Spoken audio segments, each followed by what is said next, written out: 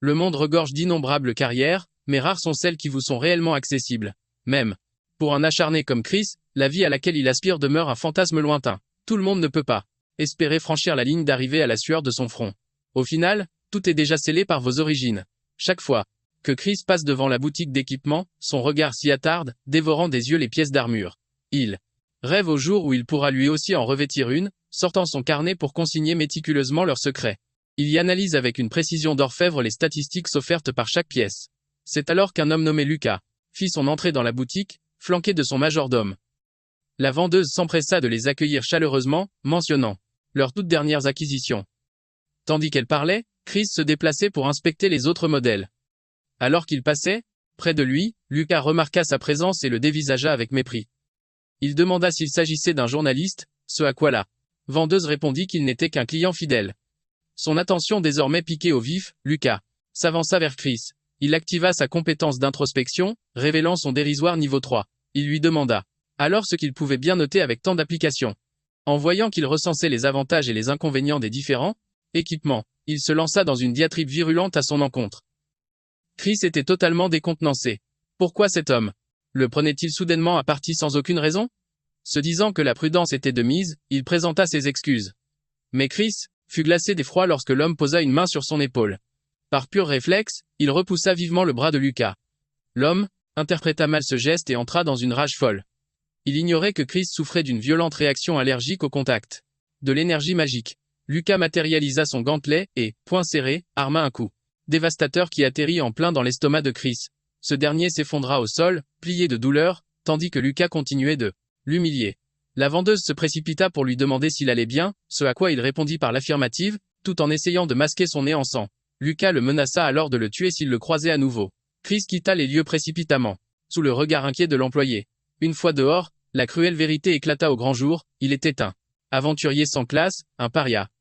Un jour, des failles dimensionnelles avaient déchiré le voile de la réalité partout sur Terre. Au fil du temps, le flot de monstres qui en émergeait n'avait cessé de croître. Seuls les aventuriers, dotés de pouvoirs singuliers, étaient capables de les terrasser. Les gens ordinaires obtenaient leur classe d'aventuriers en abattant leur tout premier monstre. Le processus s'apparentait à un tirage au sort cosmique, une récompense aléatoire dans le grand jeu de la vie. Mais lorsque le tour de Chris est venu, le sort ne lui a attribué aucune profession. L'arène des aventuriers est une industrie impitoyable et les sans grade comme lui n'était que du gibier dans cette chasse effrénée aux ressources. Quelque part, dans un dédale de bâtiments à l'abandon, on pouvait voir plusieurs aventuriers de rang moyen qui attendaient des renforts. Parmi eux se tenait Chris, qui s'étonnait de voir autant de combattants avoisinant le niveau 20. Soudain, il aperçut deux visages familiers qui l'interpellaient. C'était son oncle Zen, ainsi que Charles et Yuri, en pleine préparation, se lancer à l'assaut du donjon. Chris, flairant un butin particulier, a consulté ses notes. C'est à ce moment précis que Kia, une soigneuse de niveau 6, est venue saluer leur groupe. Intriguée, elle lui a demandé pourquoi il prenait des notes, ce à quoi il a juste répondu que ça pourrait servir. Mais elle a rétorqué, à quoi bon, alors que tu n'auras jamais la moindre chance de toucher au butin? Pourtant, Chris était convaincu que ses écrits étaient son meilleur atout pour rester en vie. Le regard de Chris et Kia s'est alors figé sur la porte du donjon qui s'ouvrait. La silhouette qui en est sortie n'était autre que celle de Lucas, le fameux aventurier de tout à l'heure. Il a dissipé son aura et a lancé à la cantonade que la fête pouvait commencer. Chris l'a immédiatement identifié et s'est demandé ce qu'il fabriquait ici. Lucas s'est alors tourné vers son homme de main, lui ordonnant de sélectionner son arsenal dans l'entrepôt. En balayant la foule du regard, son œil a accroché une silhouette qu'il connaissait trop bien. Au même moment, Chris a tenté de se fondre dans la masse pour lui échapper, mais c'était peine perdue. La main de Lucas s'était déjà abattue sur son épaule. Il lui a alors susurré une menace, lui reprochant de ne pas avoir pris ses avertissements au sérieux la dernière fois. Mais cette fois, Chris a trouvé le courage de riposter, dégageant sa poigne de son épaule.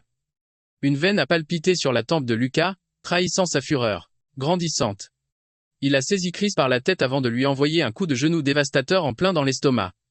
Puis, il a fait jaillir d'immenses flammes de sa paume, lui promettant une fin certaine. C'est en le voyant manifester des signes d'allergie à son contact qu'il a enfin pigé ce qui se passait. Fou de rage, il a redirigé ses flammes droit vers le ciel. La sphère de feu destructrice a enflé sous les yeux médusés des spectateurs. Elle fut suivie d'une déflagration assourdissante qui a semé la panique. Un agent de la sécurité l'a immédiatement interpellé, ce à quoi il a rétorqué que ce n'était qu'une petite farce. Il s'est ensuite moqué de Chris, le traitant de pauvre type allergique à la magie. Serrant les mâchoires, Chris n'a pu qu'encaisser ses provocations en silence. Kia s'est aussitôt précipité pour voir comment allait Chris. Pendant ce temps, les sbires de Lucas ricanaient, amusés par le petit numéro de leur chef.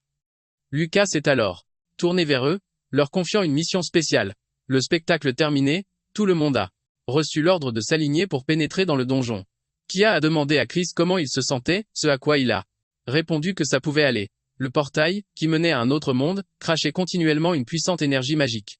C'est un donjon de bas niveau, et la mission de Chris se limite à collecter des minerais. Le portail ne se refermera qu'une fois leur tâche accomplie, mais le butin du donjon et la récompense du boss ne sont pas pour eux. Tandis que Chris franchissait le portail, il a dû serrer les dents pour supporter la douleur. Finalement, ils ont débouché à l'intérieur de la tour de l'oubli. Chris avait bien passé la porte du donjon, mais l'exposition à une telle concentration de magie a violemment déclenché sa réaction allergique. Il a porté la main à sa poitrine, du sang commençant à couler, avant de s'effondrer à genoux. Kia et quelques autres aventuriers se sont immédiatement inquiétés pour lui. En le voyant dans cet état, les autres murmuraient sur sa condition, la jugeant aussi rare que pathétique. Chris ne pouvait qu'endurer en silence la douleur et leur messe basse. Peu après leur arrivée, l'ordre de se mettre en route a retenti. Kia, elle balaya la caverne du regard, se demandant où Chris avait bien pu filer. Elle l'aperçut alors, s'acharnant sur la roche avec une énergie surprenante. Les autres aventuriers, perplexes, se demandaient comment il pouvait s'acharner ainsi à la tâche, lui qui venait de cracher du sang. En réalité, son mal était tristement célèbre, le syndrome de l'aventurier déchu. Une affliction aussi rare qu'une classe secrète obtenue lors de l'éveil. Le corps des victimes rejette violemment le mana des aventuriers, déclenchant des réactions cataclysmiques. Nombreux étaient ceux qui, atteints de ce mal, avaient péri brutalement en plein combat. Voilà pourquoi ils ne pouvaient jamais prétendre à la profession qui leur était destinée. Chris, lui, continuait de marteler la roche sans relâche avec sa pioche. Incapable de se battre, il ne pouvait compter que sur les maigres points d'expérience glanés en minant pour espérer progresser. Sa condition pouvait être soignée à l'étranger, mais le coût du traitement était exorbitant. Il plongea alors la main dans sa poche, en sortant une annonce de recrutement pour un poste de conseiller stratégique. Il serra le papier dans sa main, prenant une profonde inspiration, le regard durci par la détermination. Il redeviendrait un aventurier. Peu après, le groupe arriva à son dernier chargement. Chris rassembla les minerais, prêt à lever le camp. C'est alors qu'il jeta un regard devant lui, saisi par une étrange sensation. Il aperçut au loin la tour de la salle du boss et perçut une fluctuation de mana qui en émanait. Mais sa surprise fut totale lorsqu'il distingua non pas une, mais deux tours. Soudain, une attaque fusa dans son dos. Alors qu'il s'effondrait au sol, les sbires de Lucas apparurent, un sourire narquois aux lèvres, venus pour lui régler son compte. Chris serra les dents, l'image de Lucas fulgurant dans son esprit. Pourquoi s'en prenait-il à lui? Pressant sa blessure, il entendit les railleries. Un des hommes ricana qu'ils étaient venus l'aider à guérir de son allergie à la magie. Chris se demanda si sa simple existence était un péché aux yeux de Lucas, pour haïr à ce point un aventurier si insignifiant. Se relevant péniblement, il vit le regard inquiet de Kia et des autres. Le sbire, goguenard, promit de lui réserver un sortilège de haut rang, pour l'expédier en un seul coup. Chris serra les mâchoires, un sourire amer aux lèvres. Il comprit enfin le sens des mots de Lucas. C'était ça, son aide. Il croisa leur regard plein de mépris, se demandant ce que ces brutes pouvaient bien savoir de lui. La frustration le submergea, de voir ces imbéciles jouer les dieux.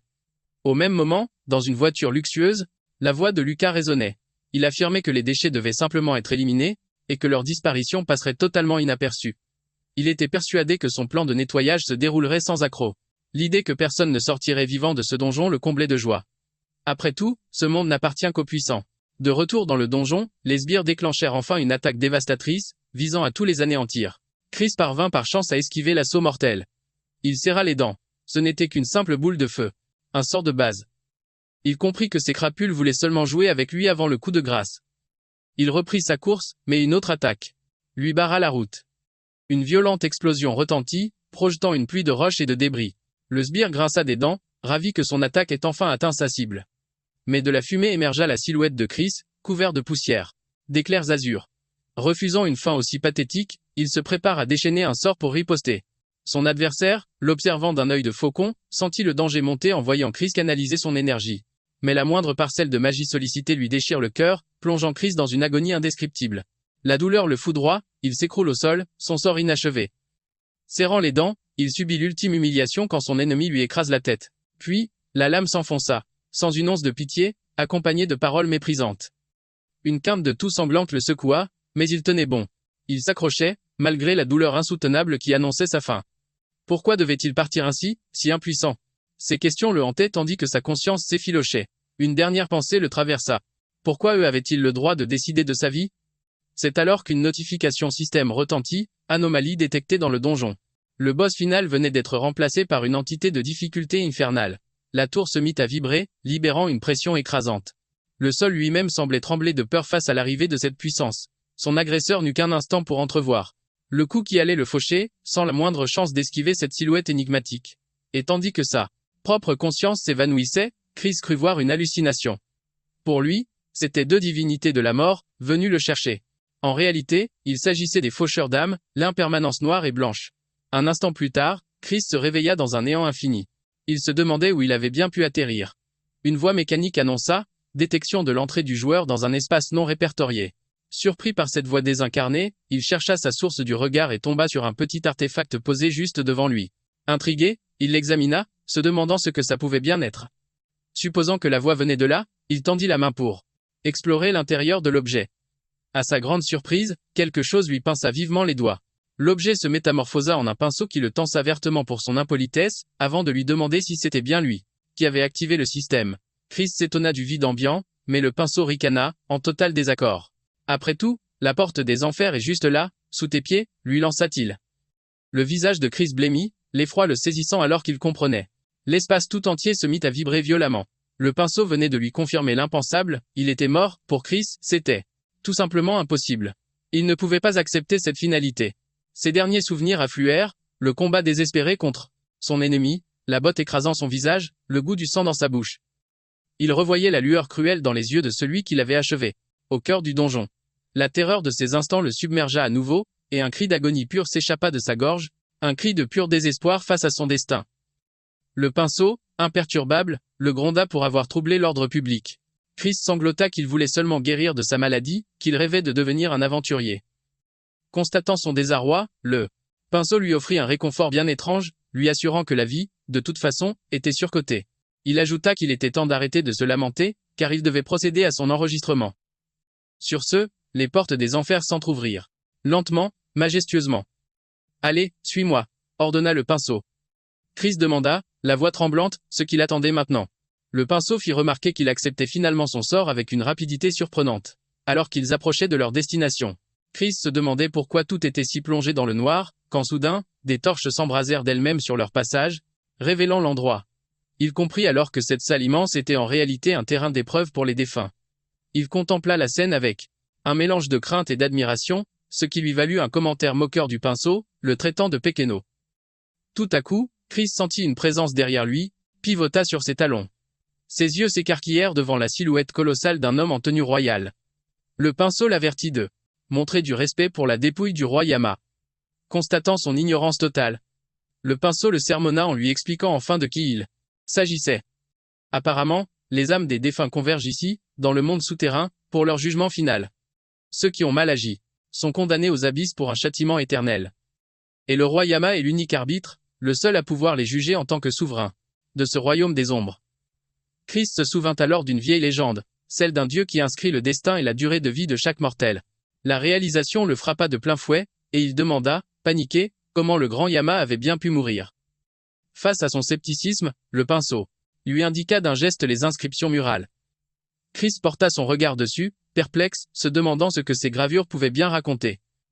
Il trouva curieux de ne pas reconnaître cette langue ancienne, et pourtant, il parvenait à la déchiffrer. Il comprit que ces gravures étaient des archives historiques. Il remarqua aussi que les dégâts sur le côté provenaient d'une fresque murale abîmée. Il fut stupéfait de constater qu'elle dépeignait le roi Yama en plein combat contre un adversaire inconnu. Il distingua d'autres scènes plus confuses à proximité, mais en les recoupant avec le texte, l'histoire générale devenait limpide. Yama a été vaincu, décapité, et sa dépouille fut inhumée. En ce lieu même. Le mur entier suintait de ses accusations et de son ressentiment envers son mystérieux ennemi. Tout s'éclaira. Dans son esprit, il s'agissait d'une guerre entre les maîtres de ce monde. C'est alors que le système lui présenta une nouvelle mission. Retrouver la véritable tête de Yama. C'était donc ça, l'épreuve dont parlait le pinceau, celle qui lui permettrait de revenir à la vie une fois accomplie. Sa surprise fut totale quand le pinceau lui apprit qu'il n'était en fait qu'à moitié mort. L'agacement de Chris était tel qu'il fit taire le pinceau d'un petit coup sec avant de consulter les détails de la mission. Il pesa le pour et le contre, analysant sa situation précaire. Mais, en voyant la récompense, un remède capable de guérir sa maladie, la tentation fut trop forte. Il cliqua sur oui, et accepta la quête. À l'instant où il accepta, des dizaines de têtes apparurent, flottant dans les airs. Elles se mirent toutes à le fixer avec des expressions macabres. Mais à sa grande stupeur, encore plus de têtes surgirent de nulle part, l'encerclant complètement. Il balaya la scène du regard, totalement déconcerté, se demandant ce que signifiait ce balai de têtes. L'épreuve était lancée, une seule de ces têtes était l'original. Mais il y en avait une quantité innombrable, et il n'avait aucune idée de comment trouver la bonne. Le pinceau ricana, lui disant que ça ne s'appellerait pas une épreuve si c'était du gâteau. Face à l'évidence, Chris n'eut d'autre choix que de commencer à les inspecter, une par une. Réalisant que cela pourrait lui prendre une éternité, il se mit en quête d'indices, mais il ne trouva aucune piste évidente, les règles du jeu semblaient dissimulées. C'est là qu'il eut une illumination, l'indice devait se trouver dans le texte mural. En y reportant son attention, il comprit instantanément ce qu'il devait chercher. Il ne perdit pas une seconde et plongea les mains dans la marée de têtes flottant devant lui. Le pinceau, curieux, n'arrêtait pas de le harceler pour connaître son secret, mais Chris l'ignora superbement, entièrement concentré sur sa recherche. Le pinceau le nargua même, prétendant connaître la réponse et pouvoir lui prêter main forte. C'est là qu'il a enfin mis la main sur la bonne tête, poussant une exclamation de joie. Le visage qu'il tenait correspondait en tout point à la gravure, un faciès barré d'une large balafre. Il s'est alors tourné vers le pinceau pour l'interroger, mais ce dernier s'est contenté de reculer. Perplexe, il se demandait pourquoi, quand il remarqua l'œil de la tête qui luisait d'une lueur violacée. C'est à cet instant précis qu'il a compris ce qui se tramait. La tête a explosé avec une force inouïe. Juste à son nez, Chris a serré les dents, projeté en arrière dans l'amas de crâne derrière lui. Le pinceau prit la parole avec une fausse compassion, le plaignant d'avoir choisi la mauvaise réponse. Pourtant, Chris était persuadé d'avoir correctement déchiffré l'énigme. Il se demandait donc où était l'erreur. Se relevant, il supposa qu'il devait exister une autre condition à remplir. Le pinceau, toujours aussi moqueur, lui annonça qu'il allait lui confier un secret. L'épreuve est limitée dans le temps, avant que l'impermanence noire et blanche ne vienne purger les intrus. Son trépas a enclenché le système, qui s'est mis en marche selon un protocole bien défini. L'impermanence noire et blanche sont des gardiens, programmés pour éliminer celui qui a ôté la vie aux joueurs, ce qui veut dire que tout le monde, y compris ses amis, serait liquidé par ce duo infernal. L'angoisse le saisit pour les autres. En songeant à eux, il comprit qu'il devait faire vite et, pour dénicher la solution, il se mit à fouiller avec une frénésie nouvelle, dans la pile de têtes devant lui. Après tout, la vie de tous ses camarades était en jeu. Les têtes giclaient de part et d'autre tandis qu'il continuait de creuser dans la montagne de crânes.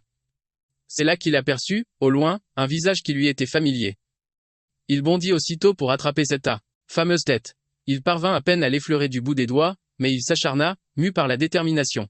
Cependant, d'autres têtes près de lui détonèrent avant qu'il ne puisse l'atteindre. Les crânes furent projetés dans un chaos total et celle de Yamase fut propulsée encore plus loin. Chris tendit désespérément les mains, tentant d'agripper la tête de Yamase, mais il fut lentement enseveli sous la pile.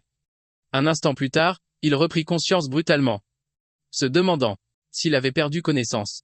Le pinceau lui révéla qu'il était dans les vapes depuis environ 20 minutes. La cause de l'explosion, c'est qu'il avait déclenché un piège.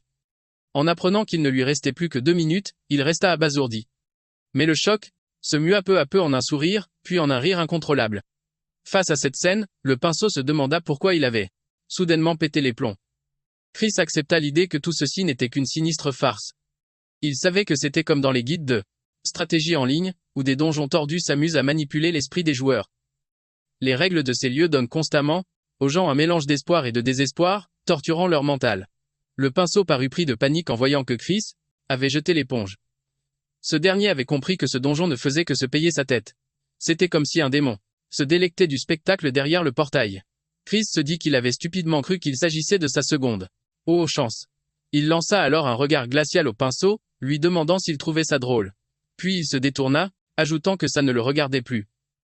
Le pinceau, quant à lui, s'agitait frénétiquement dans tous les sens. Excédé, il hurla soudainement de faire gaffe. En voyant ce manège, Chris se demanda ce qu'il pouvait bien raconter. Tout à coup, il a capté un truc. Les innombrables têtes de l'épreuve flottaient dans tous les sens. Dans cette salle, les crânes lévitaient comme en apesanteur avant de retomber lourdement. Il a donné un petit coup sur l'une d'elles, se disant que ça ressemblait à un bâton qu'on agite dans l'eau. Et là, l'illumination. Les mots lui sont revenus en tête, le sens caché lui a sauté aux yeux. Il s'est souvenu des inscriptions gravées sur les murs, piguant enfin le truc pour réussir ce test tordu. Il savait pertinemment que jouer à la devinette ne mènerait nulle part. Alors, il a décidé de tenter le coup. Il a levé le nez, scannant la position des têtes, y compris celle du pinceau. Il a ensuite levé la main, prêt à remettre ça. D'un geste, il a projeté la tête vers le pinceau, pour retenter sa chance. S'il avait vu juste, un truc allait forcément se produire. En voyant la tête lui passer à travers comme un fantôme, le pinceau s'est demandé ce qui se tramait. Elle a esquivé de justesse le crâne qui a failli la percuter, hurlant avec colère ce qui lui prenait. Se tournant brusquement vers lui, elle lui a balancé « T'as encore fait quoi ?» Ce à quoi il a répondu par un air innocent. Le pinceau s'est dit qu'elle ne pouvait pas laisser Chris faire son malin comme ça, sinon il finirait par tout piger tôt. Tard. Elle lui a lancé de laisser tomber et d'espérer une meilleure réincarnation. Surpris, il a rétorqué pourquoi elle lui parlait si gentiment tout d'un coup. En voyant la panique dans les yeux du pinceau, Chris a eu la certitude d'avoir mis dans le mille. Les inscriptions et les fresques murales étaient des indices majeurs, mais il y avait un autre détail capital pour résoudre cette énigme, la notification du système au tout début, précisant qu'il s'agissait d'une mission en solo.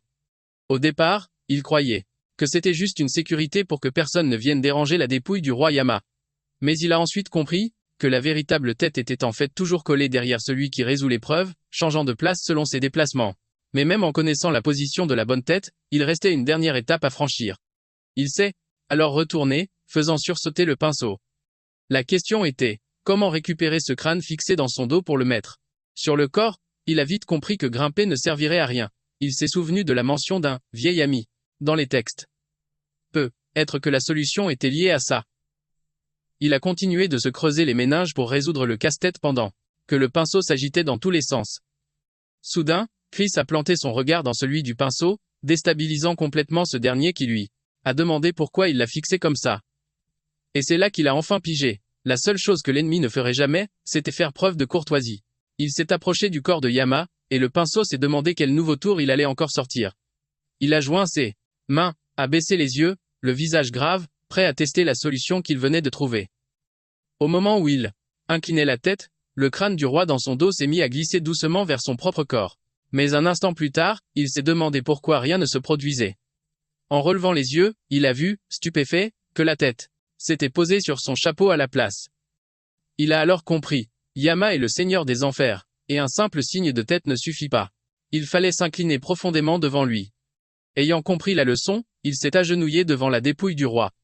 Il s'est alors prosterné, la tête touchant presque le sol. Cet acte ultime de respect et de soumission a finalement fonctionné, ramenant la tête de Yama sur son propre corps.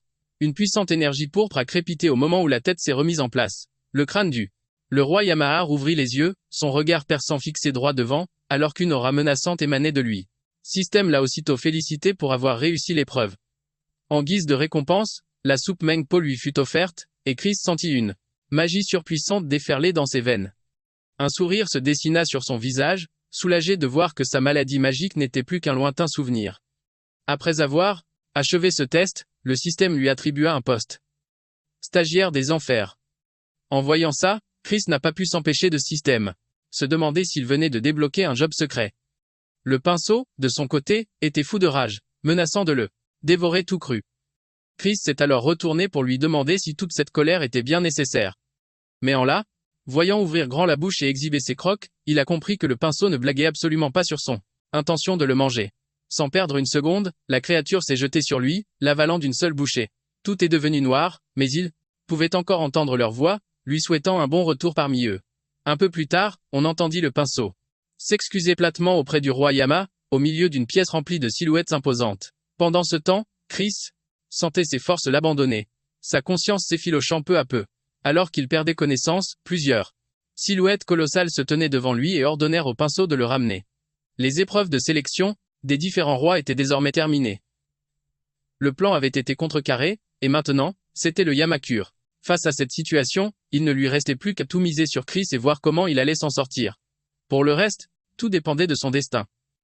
En raison de leur métier à haut risque, les aventuriers sont connus pour être les gens les plus fortunés du monde. Et à notre époque, voir des foules s'amasser devant les portails est devenu un spectacle banal. Il y a toujours des familles qui pleurent un être cher perdu dans un donjon, espérant récupérer le corps contre une petite fortune. Déjà à la morgue, la voix de Chris résonna, hurlant, demandant où il était et suppliant qu'on le laisse sortir. Lorsque la porte du casier étroit s'ouvrit, il laissa échapper un soupir de soulagement, remerciant son sauveur. À sa plus grande stupeur, il ne s'agissait de nul autre que le pinceau. Chris fut si terrifié qu'il lui balança instinctivement son poing en pleine figure. Quelques instants plus tard, le pinceau lui expliqua la raison de sa présence à la morgue. Chris en déduisit que la sécurité avait dû flairer un problème quand personne n'était revenu du donjon après tant de temps. Ce qui voulait dire que personne n'avait survécu à la faucheuse, le poussant à demander s'il y avait d'autres rescapés. Le pinceau lui répondit qu'il y en avait 2 autres, mais qu'il devait d'abord se tirer de cet endroit. L'ascenseur bipa bruyamment au moment où le thanatopracteur arriva enfin. Il était complètement sur les rotules, épuisé par les allers-retours pour s'occuper des nombreux aventuriers amochés. Mais alors qu'il se plaignait, Chris le dépassa en trombe. L'homme se retourna, furieux, et lui cria « S'arrêter net !» Il l'engueula de courir partout, lui demandant s'il réalisait au moins où il se trouvait. Mais en réalisant qu'ils étaient à la morgue et que quelqu'un courait, il est tombé dans les pommes. Chris paniqua, se demandant ce qu'il devait faire. Maintenant, tandis que le pinceau lui ordonnait de ne pas s'arrêter. Il a alors poussé le thanatopracteur sur le côté et a continué. S'est éclipsé discrètement de la morgue. Dehors, la voix d'une femme a retenti, s'excusant platement. Au téléphone dans une conversation effrénée. Elle a promis avec courtoisie de régler la situation et a remercié son interlocuteur. À l'autre bout du fil pour son travail acharné. Pendant qu'elle s'épanchait en paroles, juste derrière elle se tenait Chris, qui scrutait les alentours, priant pour que personne ne le reconnaisse. Soudain, elle perçut sa voix, ce qui la fit pivoter sur elle-même. Mais en balayant les environs du regard, elle ne vit âme qui vive. L'interpellé. De retour dans son quartier, Chris a finalement retrouvé le chemin de son domicile. Il a franchi le seuil de sa demeure sans un mot. Le pinceau lui a demandé s'il habitait vraiment dans un taudis pareil, ce à quoi il a répliqué, lui demandant si ça lui posait un problème. Elle a rétorqué que le monde souterrain était bien plus vaste que ce trou. Sur ce, il a répondu du tac au tac que les loyers y étaient plutôt abordables. Le pinceau a ensuite voulu savoir où était sa famille. Chris s'est alors affalé sur son lit, avouant qu'il vivait seul. Il a fixé le plafond, le regard perdu dans le vide, révélant que ses parents avaient disparu dans un donjon durant son enfance. Leur visage était encore gravé dans sa mémoire, alors qu'il se demandait sans cesse pourquoi il n'était jamais revenu. Lui aussi, jadis, était de ceux qui attendaient avec angoisse devant le portail, sans jamais trouver le repos. Le pinceau lui a proposé son réconfort, ce à quoi il a demandé s'il préférait plutôt récurer les toilettes. D'innombrables professions rares sont alors apparues, comme nécromancien, oracle ou encore conducteur de char. Toutes ces professions sont des classes cachées, considérées comme des vestiges d'une autre époque. Il a continué de fouiller sur Internet, cherchant la moindre trace de sa propre profession, mais ne trouvant absolument rien, il n'a pu s'empêcher de penser que son statut de stagiaire des enfers était une profession secrète. Maintenant qu'il détient une classe rare, il se demande s'il pourrait lui aussi devenir un aventurier. Mais il se demanda si persévérer dans la voie d'aventurier était vraiment le bon choix. Après tout, il y a ces individus malveillants, qui exploitent sans vergogne les aventuriers de bas rang comme lui. Il a serré les dents de frustration en se demandant pourquoi de telles personnes détenaient autant de pouvoir. Il s'est remémoré la façon dont Lucas l'avait traité la dernière fois et s'est demandé ce qui arriverait s'il croisait à nouveau sa route. Il n'a pu s'empêcher de serrer le poing avec force, mêlant rage et frustration, se demandant s'il parviendrait à survivre. Il a soupiré, constatant à quel point les choses étaient compliquées pour lui, mais il s'est demandé comment il s'en sortirait s'il n'embrassait pas la carrière d'aventurier. Pendant ce temps, le pinceau, dans sa naïveté, a pris le balai pour son nouveau petit ami. Puis, Chris s'est finalement extrait de son lit, décidé à vérifier les compétences dont il disposait. Il a alors prononcé la commande pour afficher ses compétences, seulement, pour n'être accueilli que par le silence, car rien ne s'est produit. Le pinceau, tout en jouant avec le balai, lui a expliqué qu'il n'était qu'un aventurier de niveau 1, mais qu'il ne devait pas s'en faire, car le système lui avait déjà préparé un présent. Sur le panneau du système, il a vu une quête lui indiquant de se rendre à la guilde des aventuriers. Il s'est exécuté sur le champ et s'est dirigé vers leur bâtiment, se demandant ce que cette quête attendait de lui là-bas. Le pinceau a surgi, la faisant paniquer. Elle a balbutié que seul Chris était censé pouvoir le posséder. À sa stupéfaction générale, l'artefact s'est soudainement carapaté vers une zone interdite. En le pourchassant, ils sont tombés sur la chambre de l'éveil, l'endroit même où les novices affrontent leur premier monstre pour libérer leur pouvoir. Stupéfaite, elle a demandé si tout cet immense bâtiment était uniquement dédié à l'éveil, ce à quoi il a répondu qu'il pouvait y faire bien plus. Soudain, elle a senti un frisson la parcourir, une présence étrange flottant dans l'air. Levant les yeux, elle a demandé, paniquée, comment il se faisait qu'elle pouvait percevoir l'énergie magique d'innombrables portails. Il lui a alors expliqué que chaque branche de l'association disposait de portails publics destinés aux aventuriers débutants. Impressionnée, elle l'a complimenté sur ses vastes connaissances, bien qu'il ne soit qu'un pathétique niveau 1. Une remarque qui l'a piqué au vif. C'est alors qu'un aventurier bardé d'une lourde armure l'a bousculé, le réprimandant de lui barrer le passage, et Chris s'est platement excusé. L'autre a alors activé une compétence pour inspecter le panneau d'état de Chris, le toisant avec un mépris évident. Le pinceau a fait remarquer que ce type avait un caractère épouvantable, le voyant impassible, mais Chris a expliqué que ce genre d'individu ferait des courbettes devant plus puissant que lui. Cependant, constatant que l'autre homme n'avait pas l'air si impressionnant, le pinceau a jugé les humains avec condescendance. C'est alors que le panneau du système a surgi devant Chris. Il n'en a pas cru ses yeux en découvrant le contenu de la mission qui lui était proposée. Lui promettant une récompense mystérieuse, la quête l'incitait à sélectionner un donjon au sein de l'association. Trouvant la tâche d'une simplicité enfantine, Chris s'est enflammé, prêt à accepter la mission. Mais à peine avait-il franchi le seuil que son visage s'est décomposé, son excitation laissant place à une terreur pure. Fou de rage, il a attrapé le pinceau, l'étranglant presque, et a hurlé pour savoir pourquoi il était le seul à avoir été transporté à l'intérieur. Chris a exigé une explication sur le champ, alors que la quête s'actualisait pour lui ordonner de nettoyer le donjon. En solo, il a protesté, arguant que le nombre minimum requis pour une incursion était de 4 aventuriers, et qu'il lui était donc impossible d'y arriver seul. La réceptionniste lui avait pourtant bien précisé de choisir son donjon, et qu'on lui assignerait une équipe dans la foulée. Il avait longuement hésité, pesant le pour et le contre de chaque donjon, la difficulté, les types de monstres. Finalement, la patience du pinceau a atteint ses limites, et d'un coup sec, il a cliqué sur l'écran pour choisir à sa place. Une dispute a immédiatement éclaté entre eux, Chris étant furieux de cette initiative. C'est alors que la réceptionniste avait annoncé que sa candidature pour le cimetière des elfes avait été enregistrée. Pris de remords, le pinceau a alors décidé de lui octroyer une compétence de survie supplémentaire en guise de compensation. Malheureusement, le système s'est montré capricieux et a plutôt assigné une nouvelle quête à Chris, gifler le pinceau, en plein visage. Chris, hors de lui, a de nouveau empoigné l'artefact tandis que celui-ci tentait d'expliquer que la soupe de Empo, ainsi que sa propre vie, lui serait retirée s'il échouait à cette tâche. Chris est resté abasourdi. En entendant cela, face à ce dilemme, il a lentement relâché sa prise sur le pinceau. Il comprenait maintenant qu'il n'avait pas le choix, ne pouvant se permettre de perdre la récompense de sa toute première quête. Il a donc activé la compétence, faisant jaillir des flammes blanches de sa main droite. Puis, avec sa main gauche, il a activé la compétence de l'homme de papier. Il a constaté avec satisfaction que cette compétence, héritée de Si, provoquait un puissant effet de confusion. Il n'aurait jamais cru qu'une simple baffe au pinceau pouvait débloquer des compétences aussi dingues. Son arsenal se résumait à la compétence Elfir, l'homme de papier, et une poignée de fioles de potions. Mais c'était bien trop léger pour s'en sortir. Il fallait trouver le chemin le plus sûr, loin des créatures. Il a donc ouvert son almanach et a découvert que le donjon grouillait de prédateurs aquatiques et de pièges vicieux. Le pinceau lui a alors demandé pourquoi. Le but de l'association n'était pas de buter le boss. Ce à quoi il a répondu que c'était pour pouvoir réutiliser le donjon à l'infini. Comme ça, l'association pouvait former les aventuriers, ce qui a fait hurler le pinceau que c'était de la triche pure et simple. Mais avant de lancer les hostilités, il devait vérifier un dernier truc. Il s'est donc accroupi pour toucher ses bottes enchantées. Puis, il a fait un pas, le cœur battant, pour voir s'il pouvait enfin réellement utiliser la magie. Et là, ses yeux se sont illuminés de joie pure. Il s'est mis à courir comme un fou, en pataugeant dans l'eau, criant que sa malédiction magique était enfin levée. Maintenant que c'était confirmé, il était paré pour se lancer dans le raid de ce donjon. Carte en main, il a décidé d'avancer prudemment pour se frayer un passage. Tant qu'il n'y avait pas de monstre, il avait l'impression d'être en balade. Il a alors prévenu le pinceau de se méfier des étoiles de mer, car elles étaient du genre agressives. Sur leur route, ils ont repéré une grenouille spectrale qui faisait le guet. Jusque-là, Chris kiffait sa balade, vu qu'il n'avait encore croisé aucun monstre, mais il se doutait bien que le système allait lui coller une quête pour en dégommer au moins un. Et bingo! En voyant la notification, il s'est retourné, furieux, contre le pinceau, persuadé qu'elle l'avait balancé. Résultat, pas le choix. Il fallait se mettre en chasse. En avançant, il est tombé nez à nez avec un homme canard armé d'un trident.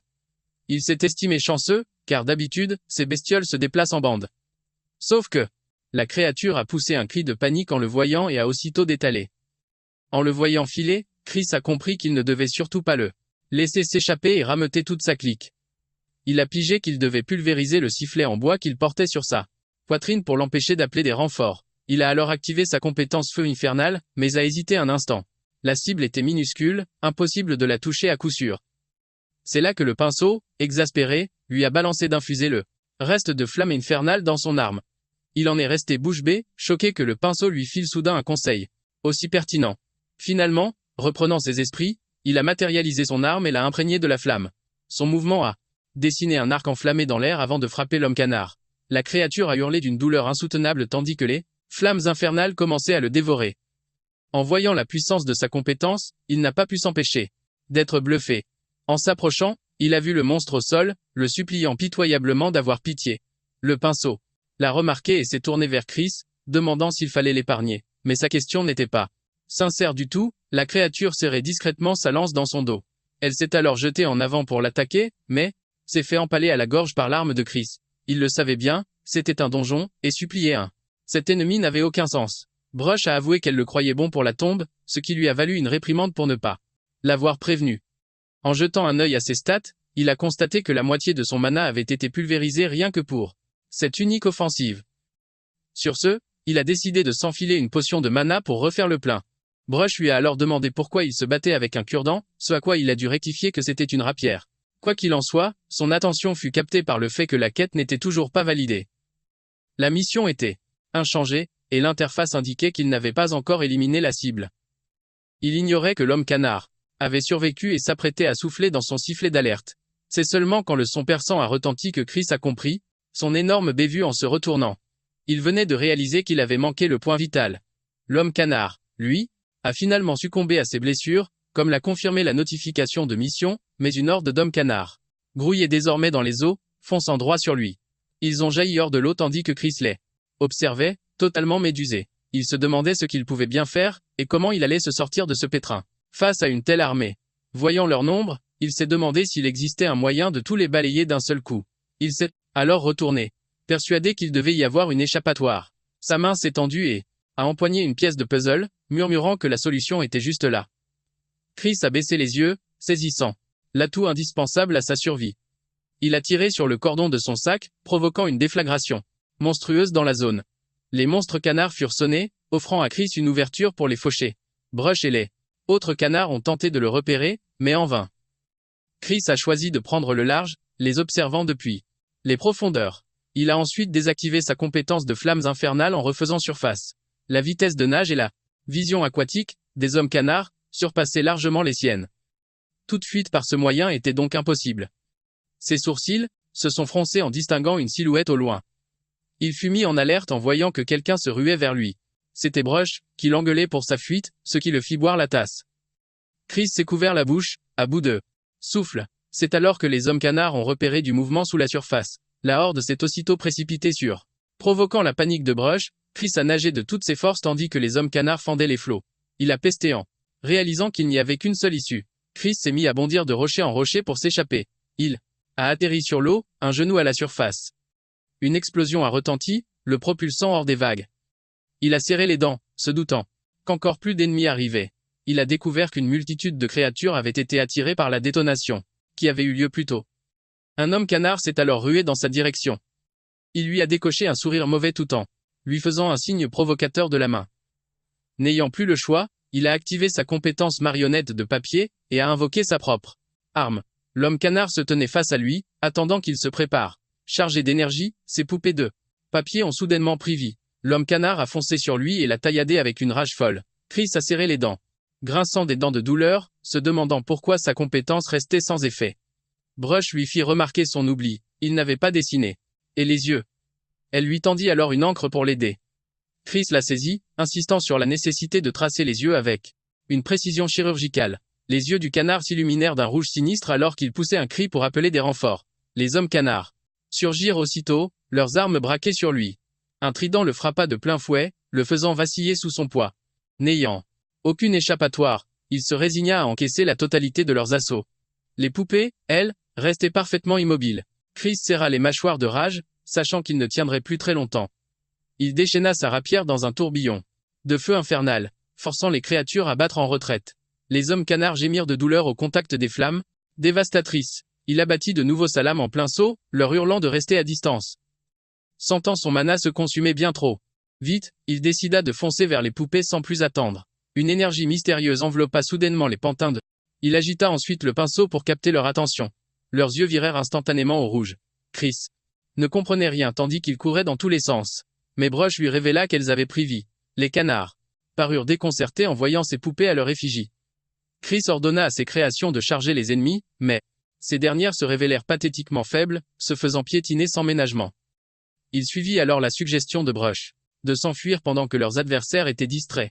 Chris grimaça de douleur en sentant la blessure de son précédent combat se rouvrir. Il continua d'avancer péniblement, décidé à trouver un abri pour se soigner. S'appuyant contre le mur, son regard se figea sur un détail inattendu. Il se demanda ce qu'était cette porte d'où émanait une si puissante aura magique. Il consulta sa carte pour en avoir le cœur net. Il fut abasourdi de découvrir qu'il s'agissait de la salle du boss, un lieu qu'il pensait pourtant scellé.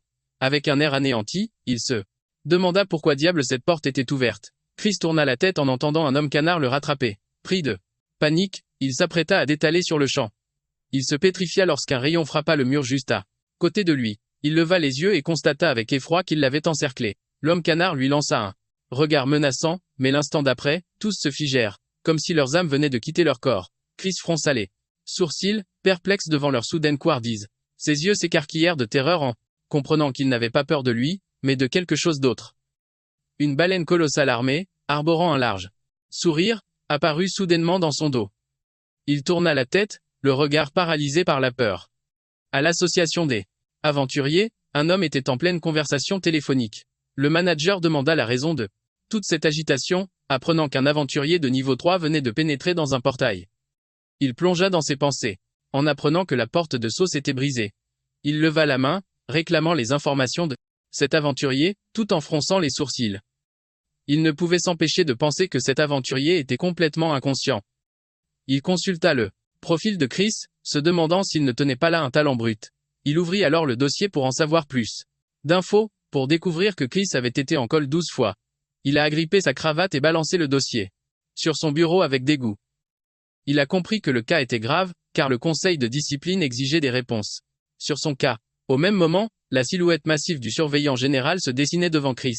Il a alors abattu son arme ultime, le dossier d'exclusion, ce qui l'a fait reculer de plusieurs pas. Chris s'est affalé sur un banc, grimaçant sous le choc. Il tremblait en fixant son argumentaire brisé, tandis que Brush le pressait de s'enfuir. Le surveillant a de nouveau brandi le dossier menaçant, collant tous les autres cancres qui traînaient dans le couloir. Chris a compris que le Dirlo comptait d'abord régler le sort des seconds couteaux, lui laissant une ouverture pour s'éclipser, avec Brush qui le suppliait de filer. Mais il lui a répondu qu'il ne pouvait pas s'en tirer, tant que le proviseur n'était pas convaincu. Il s'est souvenu que son sac à dos avait été renversé pendant la dernière charge. Il a décidé de le récupérer pour y trouver des boules puantes et une canette de soda. La sonnerie annonçant l'épreuve finale retentit, convaincre le boss de fin de niveau. Chris a grincé des dents, sentant la tension monter d'un cran. C'était le poing du proviseur s'abattant sur le bureau, faisant hurler de peur Brush. Le reflet menaçant de ses lunettes et brillait dans les yeux de Chris. L'accusation a fusé, mais il a réussi à l'esquiver d'une pirouette verbale instinctive. Il a dû sacrifier une autre de ses antisèches, pulvérisée par la répartie du prof, mais cela lui a offert un instant parfait pour lancer son argumentaire enflammé, et le diriger droit sur le proviseur. Le choc de la riposte l'a projeté en arrière, le faisant presque tomber. Il a réussi à attraper son sac, demandant à Brush s'ils avaient gagné la manche. Mais le proviseur a soudainement surgi juste devant lui. Il a été assailli de reproches, chancelant sous les coups verbaux en grognant. Il a serré les dents, en jurant. Il a fini par reculer, abandonnant sa technique de défense. Il a de nouveau saisi son sac à dos. Sa barre d'énergie mentale, presque à sec.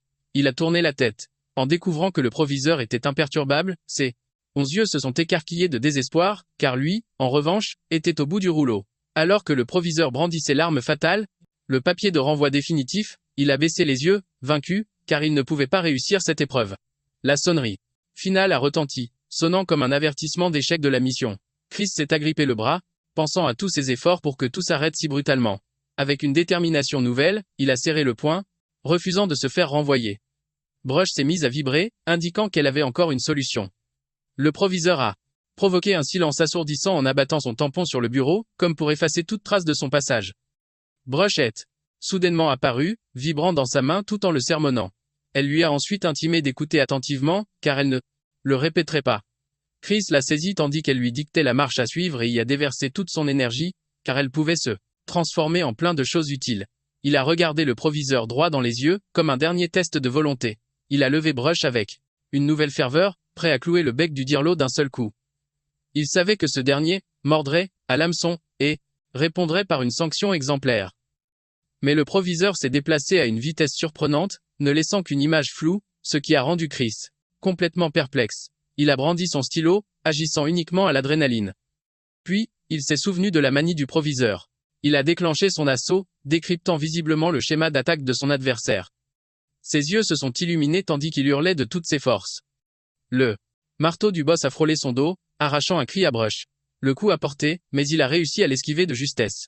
Chris avait anticipé ce mouvement pendant son ascension. Saisissant l'opportunité, il a soudainement abattu son arme quand il a trouvé une ouverture, traçant un large arc qui a violemment heurté le boss. La créature s'est retrouvée immobilisée à cause de la profonde entaille. Chris serrait fermement son arme, sachant que le combat était loin d'être terminé. Rassemblant le dernier reste de son mana, il a déchaîné son feu infernal directement sur la plaie béante. Le monstre s'est effondré dans l'eau, le corps entièrement en flammes. Chris a alors transformé Brush une nouvelle fois. Sans perdre un instant, il a enchaîné avec une autre attaque sur le boss, faisant sentir à Brush une chaleur intense. Chris a alors expliqué que les flammes servaient uniquement à faire voler en éclats l'épaisse armure et à révéler son point faible. C'est alors que l'interface système est apparue, annonçant qu'il avait triomphé du défi du donjon en solo. En voyant ce message, il a poussé un cri de joie. Avec le peu d'énergie qui lui restait, il a célébré son passage au niveau 4. Il venait d'acquérir une nouvelle capacité, lui permettant d'utiliser diverses formes du pinceau du jugement. De plus, sa compétence feu infernal avait atteint sa maîtrise maximale. Chris s'est laissé tomber au sol, sentant l'adrénaline retomber, tandis que Brush se lamentait pour sa chevelure. Épuisé, il s'est excusé auprès d'elle avant de la remercier chaleureusement. C'est là qu'il a soudainement compris que c'était là l'utilité principale de Brush, ce qui a provoqué une nouvelle plainte de sa part. À l'association des aventuriers, Chris a signalé à la réceptionniste que le portail de la salle du boss était défectueux. Brush lui a fait remarquer qu'il était bien vivant et lui a demandé l'intérêt de sa démarche, ce à quoi il a répondu qu'il avait simplement eu beaucoup de chance. La réceptionniste lui a adressé un sourire, l'assurant qu'ils avaient bien pris en compte une voix lui a alors dit de ne pas s'en faire, et à sa grande surprise, il a reconnu Jean, le directeur de l'association des aventuriers. Jean est apparu, dégageant une aura menaçante. Il a immédiatement reconnu Chris et l'a félicité d'avoir entièrement nettoyé le donjon à lui tout seul. Puis il s'est avancé vers eux. Plus tard, sur le chemin du retour, Brush a demandé à Chris si c'était suffisant, ce que ce dernier a confirmé. Pendant ce temps, Jean restait perplexe, car il avait en fait reçu un certificat de décès de l'hôpital le concernant. Il a, alors, ordonné à la réceptionniste de retourner à son poste. Soudain, un téléphone a sonné sur le bureau. C'était Lucas, qui a décroché, avec Jean à l'autre bout du fil. Jean l'a questionné sur le donjon, et Lucas a répondu qu'il s'en était occupé, en qualifiant l'incident d'accident. Jean, suspicieux, a immédiatement pensé que quelqu'un avait dérobé les récompenses. Furieux, il a ordonné à Lucas de régler cette affaire sur le champ. Pendant ce temps, Chris se plaignait des courbatures qui parcouraient son corps et du maigre butin qu'il avait récolté dans le donjon. La réceptionniste l'avait informé du peu de butin obtenu, précisant que la majorité revenait l'association et qu'il n'en toucherait qu'une infime partie.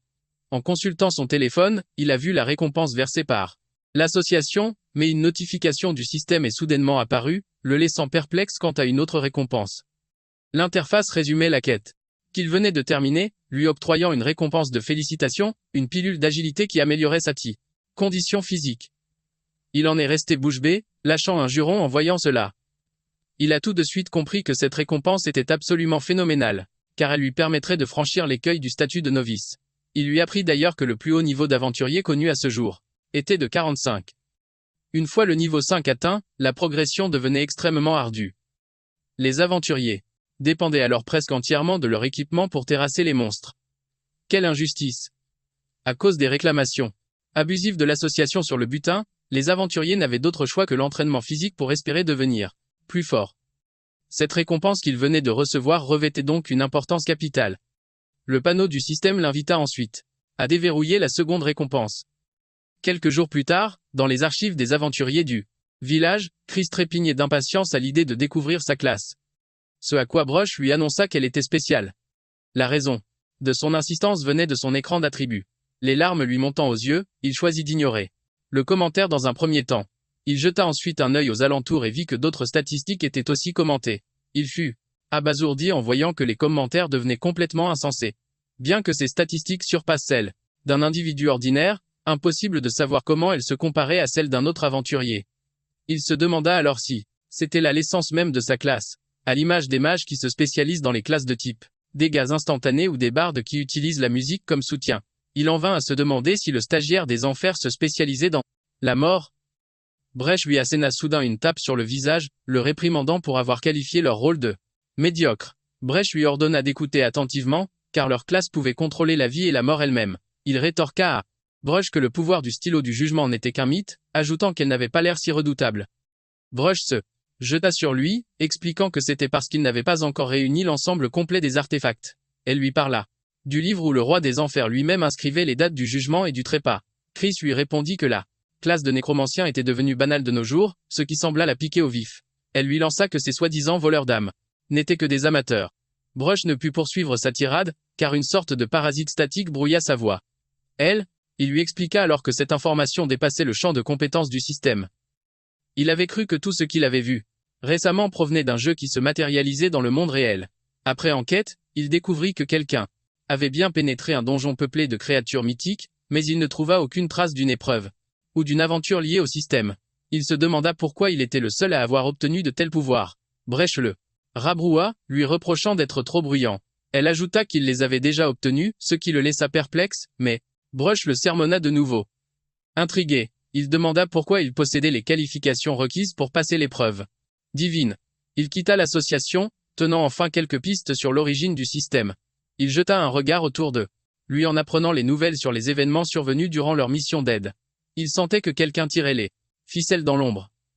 Il serra alors le poing et se jura de devenir plus fort. Levant les yeux vers Brèche, il demanda qui étaient les survivants.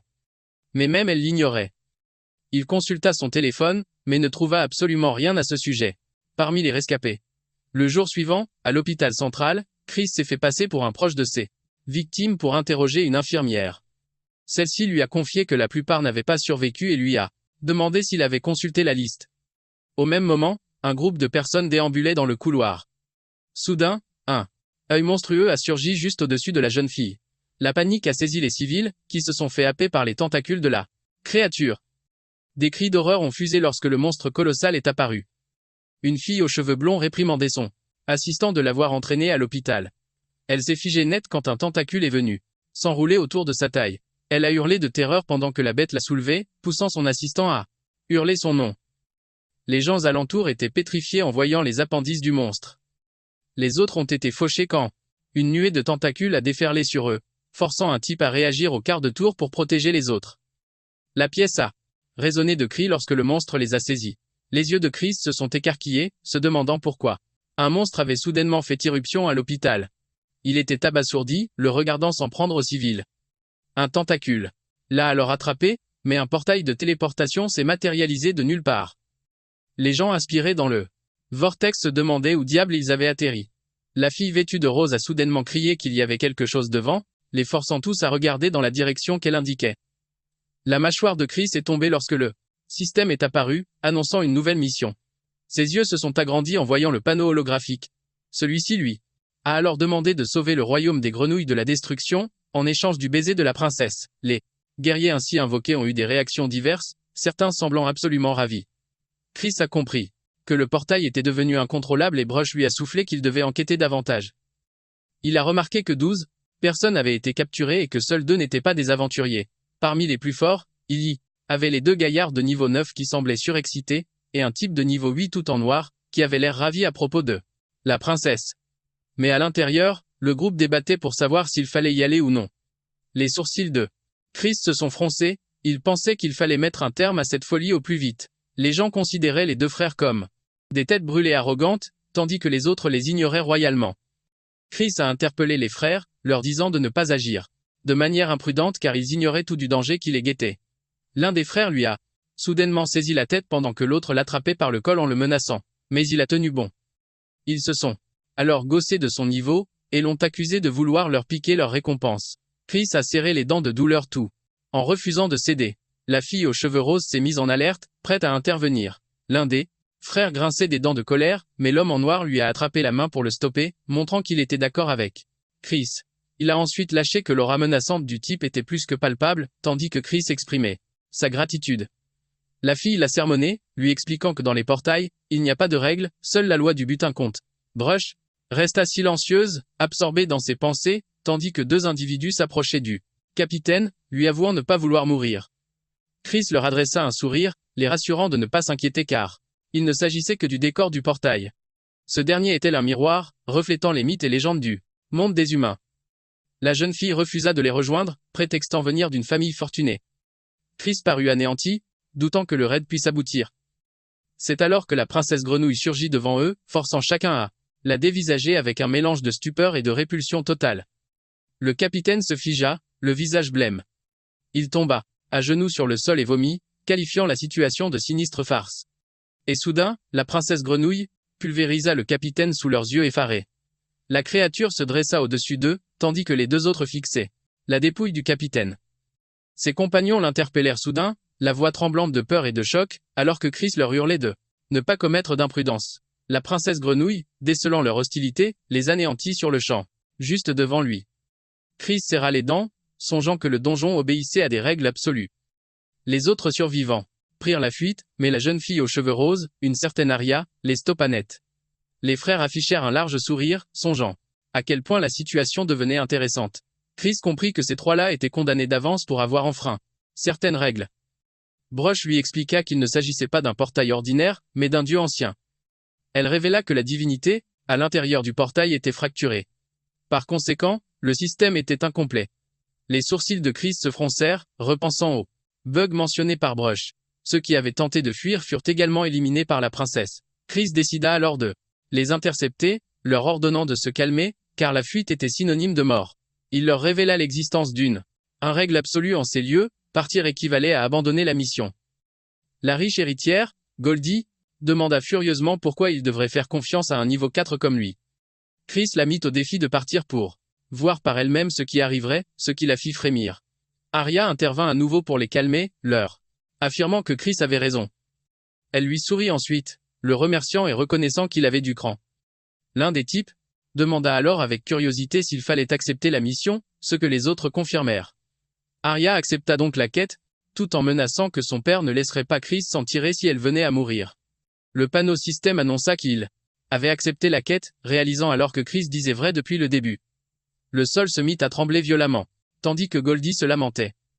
La quête débuta. Pour sauver le royaume, il devait vaincre l'armée des Gitans.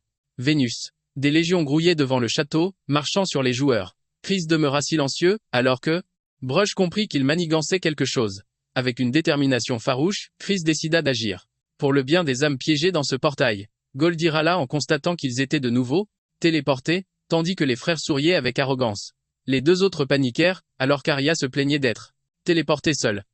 Le panneau système annonça qu'il fallait désormais exterminer les bugs en divers lieux. Un feu gigantesque. Une lueur bleue a jailli au moment où Chris progressait.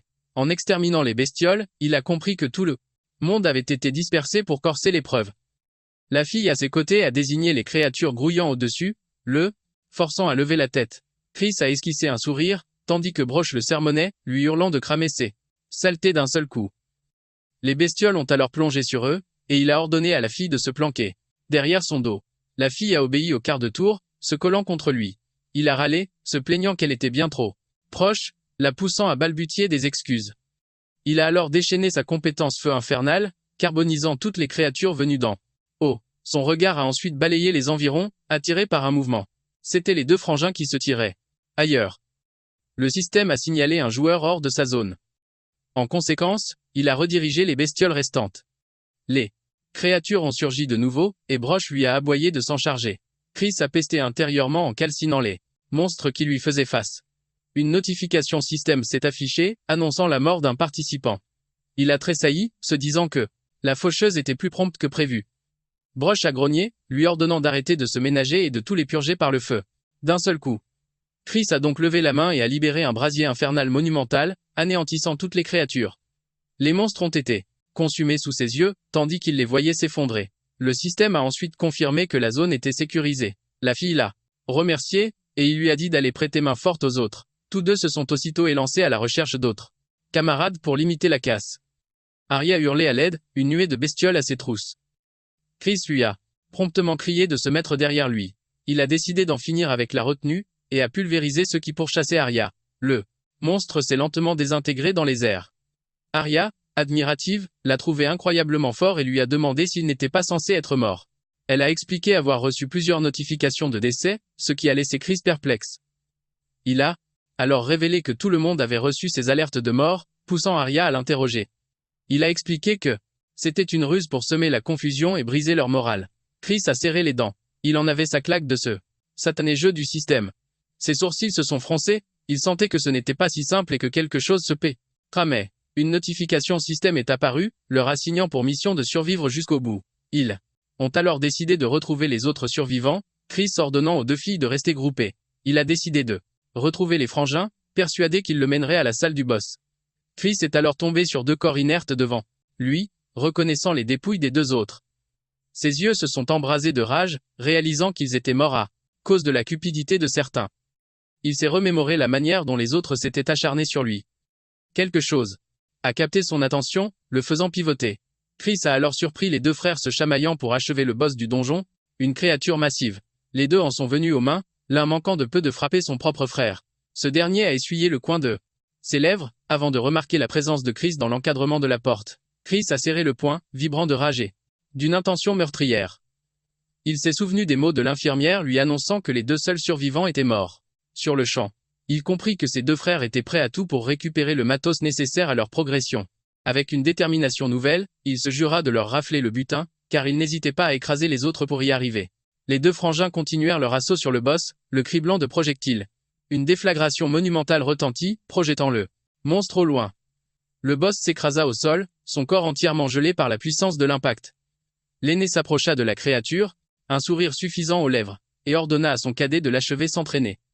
C'est alors que Chris, sans la moindre hésitation, s'avança vers eux. L'aîné, fou de rage, le mit en garde tandis qu'une aura menaçante s'embrasait autour de lui. Brush demanda à Chris s'il comptait vraiment le faire, mais ce dernier le rassura, précisant qu'il utiliserait un tout autre genre de flamme. Une épaisse fumée noire envahit soudainement. Elle se chargea ensuite d'éliminer le monstre en un éclair, laissant l'aîné des frères complètement abasourdi. L'interface du système s'afficha, annonçant la mort de la chimère et le sacre du chevalier grenouille comme héros, signifiant leur propre échec de la mission. Le chevalier grenouille se tenait là, triomphant, son arme à la main. Le plus jeune des frères demanda à son aîné s'il allait bien, pendant que Chris commençait à suspecter que tout ceci faisait aussi partie du test. L'aîné, lui, serrait les dents de fureur, maudissant ce batracien pour son intervention. Chris activa en urgence son panneau de l'œil. Yin-yang. Il tenta d'avertir le type de ne surtout pas sous-estimer ce chevalier, mais il était déjà trop tard. Le cadet hurla de rage en direction du chevalier, tout en commençant à condenser une sphère d'énergie dans sa main. Il leva le bras, prêt à projeter sa boule de feu sur l'ennemi. Le projectile fusa à travers l'air, frôlant le visage du chevalier. Mais soudain, une lame effilée lui trancha le bout de l'oreille. Le chevalier se tenait là, prêt pour la riposte. Le cadet appela son frère à l'aide, désespéré, tandis que Chris assistait, médusé, à ce retournement de situation. Le système l'alerta alors. Les capacités du chevalier grenouille surpassaient largement les siennes et lui conseillaient vivement de fuir. Le frère aîné, fou de désespoir, poussa un cri de rage et chargea le chevalier grenouille, jurant de le venger. Mais il fut déchiqueté sans le moindre effort, par une attaque fluide et précise du batracien. C'est alors que le panneau de quête du chevalier s'afficha. Gagner les faveurs de la princesse et s'emparer du trône en tant que héros. Chris resta bouche bée en découvrant ça. Il venait de comprendre, c'était la propre mission du chevalier grenouille. Au moment où les autres aventuriers se ruaient sur place, Chris ne parvenait pas à chasser le sentiment que quelque chose clochait vraiment. Mais avant qu'il n'ait eu le temps de prévenir qui que ce soit, le chevalier grenouille bondit soudainement de sa position. Goldie poussa un cri, se demandant pourquoi cette grenouille fonçait droit sur elle. Elle activa aussitôt sa compétence, malédiction du serviteur, pour utiliser quelqu'un comme bouclier humain et bloquer l'assaut. Mais la grenouille le trancha sans aucune difficulté et se tourna vers elle pour lui régler son compte. C'est alors que quelque chose fusa, de loin, et percuta le chevalier en pleine tête. Celui-ci se retourna, cherchant à comprendre ce qui venait de le frapper. Il retira alors l'objet de son casque et le trancha net. Puis il se tourna vers l'auteur du lancer, lui signifiant qu'il était un homme mort. Pendant ce temps, Brush demanda à Chris pourquoi il avait provoqué le batracien, alors qu'il avait décidé de rester en retrait. En place. Mais ça n'a duré qu'un instant avant qu'il ne décampe. Furieux, le chevalier a bondi sur ses talons, pour le traquer et lui planter sa lame. Chris a serré les dents, tentant d'esquiver le coup, mais réalisant qu'il ne pourrait pas y échapper. Brush a tenté de mordre l'acier, mais la frappe surpuissante de la grenouille les a projetés au loin. Alors qu'il y retombait lourdement, Brush a grogné que ses crocs étaient complètement anesthésiés. Le chevalier grenouille, lui, a repris sa course effrénée pour les achever. Chaque assaut était fulgurant et brutal, l'obligeant à user de toute sa force juste pour parer les coups. Tandis que le chevalier grenouille prenait le dessus, il s'est dit que c'en était fini de lui. Le chevalier, amphibien lui a décoché un coup de pied foudroyant à l'estomac, l'expédiant dans les airs. Son corps s'est fracassé contre un mur dans son dos, le réduisant presque en poussière. Mais soudain, le chevalier grenouille aperçut quelqu'un utilisant de la magie de soutien à travers la fumée qui se dissipait. Une silhouette se dessinait, lançant des sorts de soins et de restauration de mana. Face à cette scène, le chevalier grenouille a immédiatement battu en retraite. Arya et Goldie se sont rués à son chevet pour voir l'état de Chris. Arya a rappelé qu'elle ne pouvait pas l'affronter directement, mais Chris avait déjà décelé la stratégie du chevalier grenouille. Arya lui a demandé comment il pouvait en savoir autant, question à laquelle il n'a pas répondu, se contentant de clarifier leur rôle. Elle a aussitôt sorti sa sacoche de mage de soutien, proposant de trouver une planque et d'attendre les renforts. Sauf qu'ils font face à un ennemi d'une rapidité déconcertante.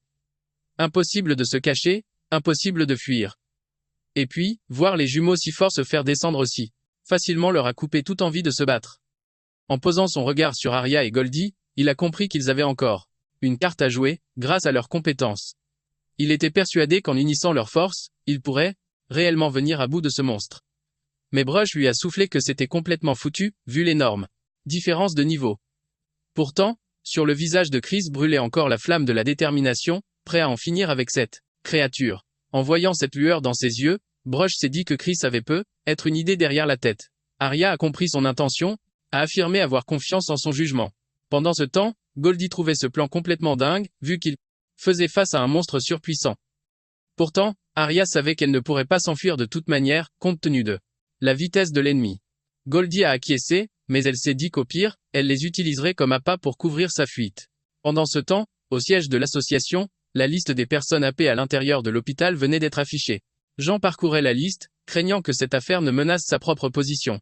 Et pour ne rien arranger, des membres de la guilde et du consortium doré figuraient parmi les disparus. Mais ce qui l'inquiétait par-dessus tout, c'était que la sœur du jeune héritier du consortium doré avait elle aussi été emportée. Constatant que son téléphone n'arrêtait pas de vibrer, il s'est résolu à contacter l'association. En décrochant, il a appris que Chris se trouvait également à l'intérieur. Il y a vu l'occasion parfaite de se débarrasser de lui, mais Jean n'était pas du tout de cet avis, arguant qu'il devait les secourir en même temps que Goldie. Il se trouve que son interlocuteur n'était autre que Lucas, qui lui expliqua qu'il n'aurait même pas à bouger le petit doigt pour l'éliminer. Il décida donc de glisser une suggestion à Jean avec un sourire narquois. Jean lui renvoya le même regard, ayant enfin saisi où Lucas voulait en venir. Pendant ce temps, de retour sur le terrain de basket, Chris et Brush analysaient les techniques et stratégies de combat. C'est alors que Brush le réprimanda sèchement, exaspéré par une faille dans son raisonnement. Elle justifia sa colère. Chris avait frôlé la mort, et s'était fait remonter les bretelles dans le monde souterrain. Elle ajouta qu'il connaissait être bien la théorie sur les aventuriers, mais que sa compréhension pratique du combat était totalement à côté de la plaque. Étant donné qu'il n'était qu'au niveau 3, Brush le mit au défi de lui expliquer comment il avait pu vaincre des boss du même niveau. Cette question provoqua un déclic chez Chris. Il réalisa qu'il existait un gouffre de puissance entre les monstres d'élite et les boss. En vérité, il ne les avait pas vraiment vaincus, il avait simplement bénéficié de compétences solides et d'un sacré coup de chance. Brush lui fit alors remarquer qu'il était tout à fait normal de devenir arrogant, après avoir été promu aventurier. Soudain, retour brutal au présent, Brush continuait de parer les assauts furieux du chevalier grenouille. Dans le pire des scénarios, ce combat pouvait à tout moment signer son arrêt de mort. Elle songea qu'une équipe de niveau moyen 5 n'avait aucune chance de l'emporter face à un monstre dont la force réelle dépassait le niveau 9. Elle se demanda alors à quoi diable il avait bien pu penser en provoquant cette créature. Le chevalier grenouille poursuivait son offensive sans relâche. Pendant ce temps, Arya utilisait ses pouvoirs de manipulation d'objets pour faire diversion. Elle se souvint avoir dit que sa classe était le soutien le plus faible, mais Chris lui avait assuré qu'il avait juste besoin d'une distraction. Alors, malgré ses doutes, Arya avait accepté le plan et s'était lancée pour détourner l'attention de l'ennemi. Au même moment, Brush s'excusa auprès de lui, avouant son incapacité à bloquer toutes les attaques. Mais en observant leur adversaire, il pouvait sentir sa fébrilité, comme s'il était sur le point de perdre les pédales. Il n'existe aucune norme absolue définissant les niveaux d'aventure. Tout n'est que classification, établie par les anciens. Dans le système actuel, la différence de niveau au sein d'une même classe se traduit par des améliorations notables des aptitudes de base. Par exemple, les gains en force et en vitesse sont clairement perceptibles grâce à la vision yin-yang. Par conséquent, plus l'écart de puissance est grand, plus il est difficile de triompher de son adversaire. Et selon la théorie en vigueur, une différence de 3 niveaux rend la victoire quasiment impossible pour l'aventurier. Le plus faible face à celui de niveau supérieur. Mais dans un combat réel, les avantages de compétences et les rapports de contre entre les spécialisations entrent aussi en jeu. Par exemple, un personnage avec une compétence unique ou une vitesse supérieure peut dominer son adversaire, même si toutes ses autres statistiques sont égales. C'est précisément la raison pour laquelle leur victoire contre le chevalier grenouille semblait si compromise. Une semaine auparavant, Chris n'aurait jamais osé imaginer se mesurer à un monstre de ce calibre. Avec un tel écart de niveau, il serait instantanément réduit en charpie s'il encaissait un coup direct. Mais cela ne valait que pour les aventuriers du dimanche, pas pour lui et sa compétence de feu infernal. Il a vite calculé que la carapace du chevalier grenouille n'était pas si épaisse, ses flammes allaient certainement faire le travail. Plus important encore, la créature ignorait tout de l'effet de ses flammes et de l'existence de ses clones de papier. Il écarta les mains, songeant qu'il avait une autre sorte de brasier en réserve. Dans un combat entre armées, le camp le plus faible ne peut qu'attendre que le plus fort fasse le premier pas. Soudain, Chris encaissa une attaque directe du chevalier grenouille, mais à sa grande surprise, il n'avait frappé qu'un leurre. Le vrai Chris, déjà dans son dos, saisit l'occasion et déchaîna ses flammes sur la créature. Mais il vit la grenouille se défaire de son armure en fusion d'un simple geste, et Chris se demanda si elle avait compris que ses flammes étaient inextinguibles. Il remarqua cependant que les mouvements du monstre devenaient plus lents. C'était le moment pour Arya et Goldie de frapper, mais Goldie s'était volatilisée. Elle venait enfin de saisir le petit jeu de Goldie, se servir des autres comme boucliers humains pour se protéger. Un instant plus tôt, elle avait même utilisé sa compétence pour forcer quelqu'un à prendre le coup à sa place. Dehors, l'autre fille lui demanda si elle n'allait pas les aider, étant elle aussi une aventurière. Mais Goldie l'agressa. Verbalement, la traitant de nuisance. Elle était hors d'elle, hurlant qu'elle ne se souciait que de sa propre survie. Elle enrageait aussi, se demandant pourquoi son frère n'avait pas encore envoyé la cavalerie pour la secourir. Pendant ce temps, une épée tomba du ciel et se planta dans le sol. Elle se mit alors à vibrer, comme attirée par une force invisible. Soudain, la lame vola directement dans les mains du chevalier grenouille. Chris comprit alors qu'il devait viser le point vital de son ennemi, la tête. Au moment où le chevalier attrapa son épée, sa vitesse augmenta de façon spectaculaire. Chris ne parvint pas à esquiver complètement l'assaut et fut touché. Il tomba à genoux pendant que le monstre se préparait à l'achever. Soudain, les peluches en hauteur bombardèrent le chevalier grenouille de puissants rayons. Arya se précipita pour voir comment il allait, mais il la rassura, disant que tout allait bien, car un homme de papier avait bloqué l'épée pour lui. Pendant ce temps, réalisant que Goldie s'était soudainement évanouie, la grenouille se retourna instantanément. Elle balaya du regard la direction où elle pouvait sentir la présence de Goldie. Il les voyait comme de simples insectes. 2 déjà éliminés, et il n'en restait plus que 2.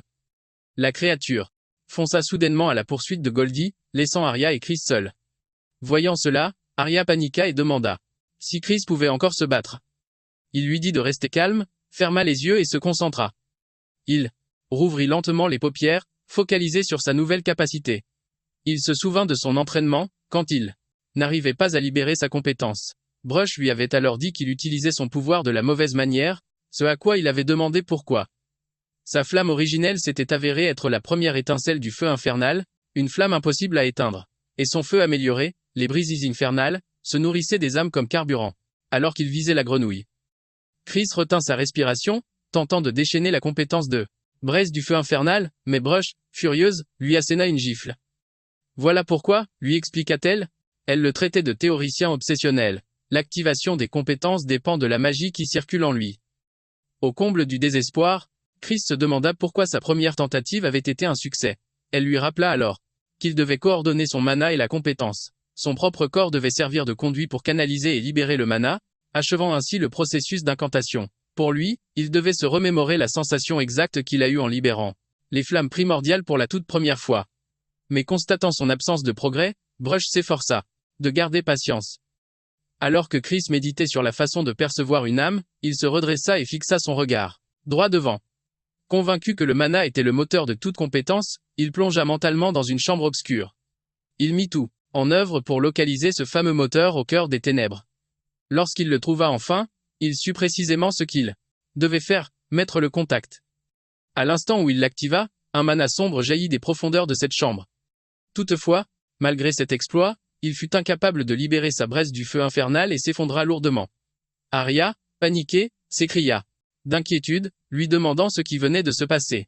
Pendant ce temps, Chris eut la sensation d'avoir brûlé plus de la moitié de sa réserve de mana en un instant. L'avertissement de Brush lui revint en mémoire, ne jamais laisser cette compétence consumer l'intégralité de son mana. Il comprit alors. Elle ne le consommait pas, elle le dévorait entièrement. Maintenant qu'il avait saisi cette nuance, Chris rouvrit les yeux. Sous son regard, le monde se métamorphosa. Il pouvait désormais percevoir le chevalier grenouille qui traquait Goldie. Un éclair illumina son regard, comme si la créature était devenue translucide, lui révélant son âme. Au moment où le monstre se rapprochait de Goldie, ce dernier utilisa sa compétence pour manipuler la jeune fille et s'en servir de bouclier humain. Tandis qu'elle hurlait à l'aide, Chris, tremblant de rage, luttait désespérément pour activer sa compétence. Il serra les dents tandis que la braise du feu infernal commençait enfin à crépiter sauvagement. Près de Goldie, la jeune fille s'effondra au sol, inerte. Des flamèches noires se mirent à consumer le chevalier grenouille au moment où Illitran abattait un puissant coup d'épée sur Goldie. Mais en une fraction de seconde, les braises infernales commencèrent à dévorer l'intégralité de son corps. Il grinça des dents, sentant les flammes ronger lentement jusqu'à son essence même. Pourtant, Chris maintint l'activation de la compétence. Il voyait son mana se consumer à une vitesse effrénée. Néanmoins, c'était assez puissant pour incinérer quasi instantanément l'âme du chevalier grenouille. Encore un effort. Et les flammes infernales finiraient par anéantir son âme. Tout en maintenant le sort, Chris se concentra sur son unique désir. Utiliser ses flammes pour réduire ses ennemis en cendres. Le chevalier grenouille commença à s'effriter, se transformant en poussière sous l'assaut des braises infernales qui le consumaient. Soudain, la voix inquiète de Brush et la Chris, le suppliant d'arrêter. Immédiatement. C'est à cet instant précis qu'il ressentit enfin le violent contre-coup d'une compétence aussi dévastatrice, d'une puissance démesurée. Le contre-coup a commencé à le consumer de l'intérieur. Il s'est effondré au sol, le visage tordu par la douleur, tandis que Brush lui rappelait son avertissement, ne jamais vider entièrement ses réserves de mana. Arya, complètement abasourdie, se demandait qui pouvait bien être ce Chris pour maîtriser une technique de flamme aussi dévastatrice. Brush lui a alors ordonné de couper immédiatement son flux de mana, sous peine de s'autodétruire par le feu. C'est seulement à cet instant que le brasier a commencé à refluer de ses paumes. Sans perdre une seconde, Arya s'est précipitée pour soigner Chris. Mais à son grand étonnement, elle a constaté son impuissance, impossible de restaurer son mana. Au même moment, le système annonça que le chevalier batracien avait été terrassé. Une colonne de lumière s'est alors abattue sur Chris, marquant son passage au niveau supérieur suite à l'accomplissement de la quête. Étrangement, il ne ressentait absolument rien. De son côté, Brush laissait échapper un soupir de soulagement, en voyant que Chris était hors de danger. Ce qui la déconcertait le plus, c'est qu'elle l'avait toujours pris pour un simple idiot, certes plus instruit que la moyenne.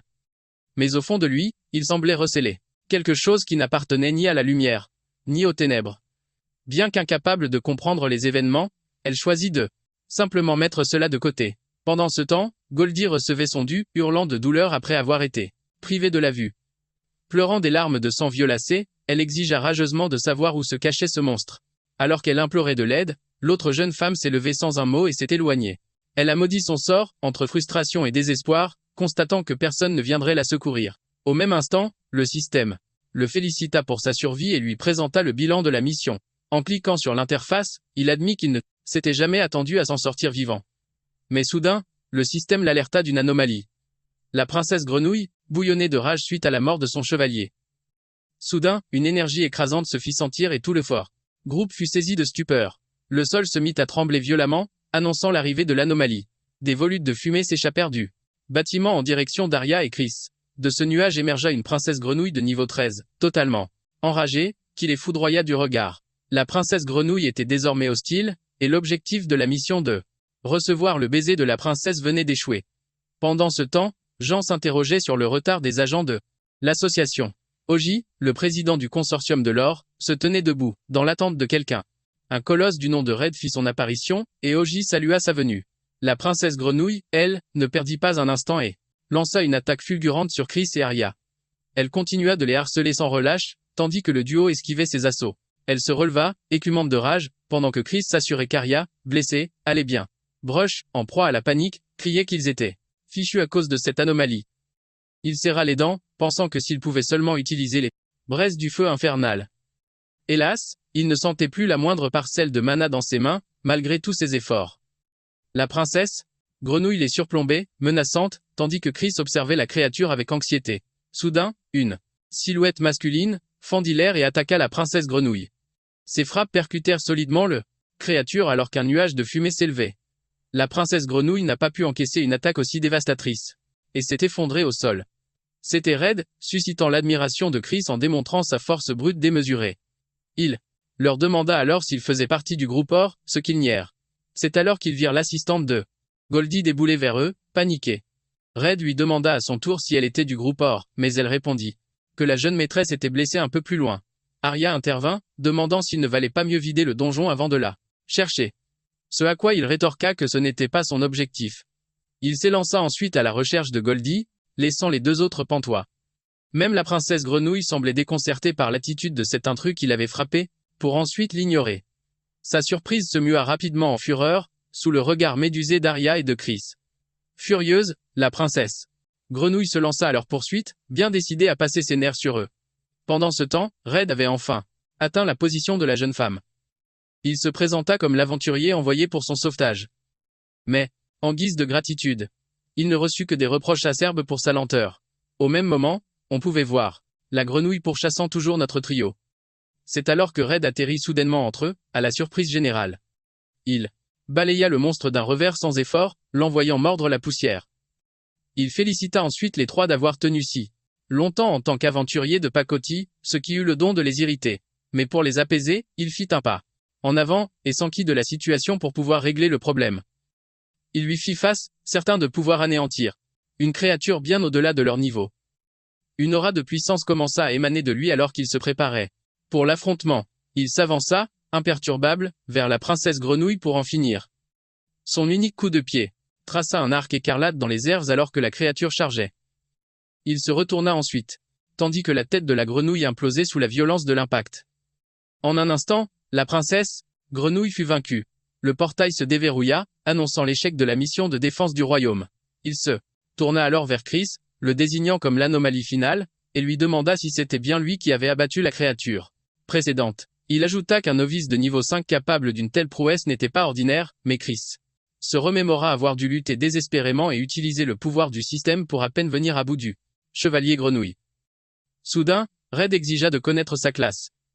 Il se demanda aussi pourquoi sa compétence d'inspection de niveau 2 était incapable de percer son secret. Arya, elle aussi curieuse, pensait que le mystère allait enfin être levé. Mais Chris se souvint de l'avertissement, ne jamais en parler, même sous la torture. Soudain, Arya lui cria de courir, ce à quoi il répondit ou virent alors le portail de sortie se matérialiser juste devant eux. Ils se ruèrent aussitôt vers la porte, avec la ferme intention de filer une fois dehors. Mais avant qu'ils ne puissent franchir le seuil, Red leur barra la route. Il déclara que les règles du métier veulent que l'on partage le butin quand on a contribué au combat.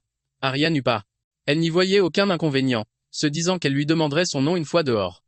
Pendant ce temps, Red pressait Chris de se dépêcher pour le partage du butin de l'expédition. Chris obtempéra et s'approcha, songeant que cette montagne de richesses aurait pu être distribuée plus équitablement sans toutes ces pertes humaines. Mais Red, sentant son hésitation, le rassura en lui disant qu'il était normal de prendre sa part. Il ajouta même que grâce à ce butin, il franchirait le cap du niveau 10.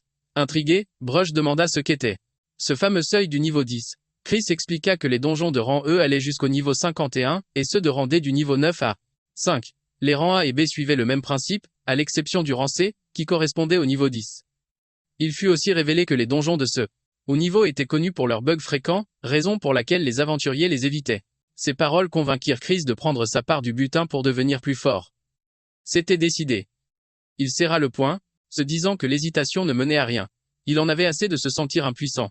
Mais c'est alors que Red s'excusa, tout en reconnaissant son avenir prometteur. Brush fut saisi d'un pressentiment, sentant une aura de mort émaner de Red. Soudain, il agrippa le visage de Chris, le prenant par surprise. Il resserra sa prise avec une force terrifiante, faisant voler en éclats la tête du jeune homme. Il laissa la dépouille de Chris s'effondrer au sol, songeant que c'était un gâchis de l'éliminer.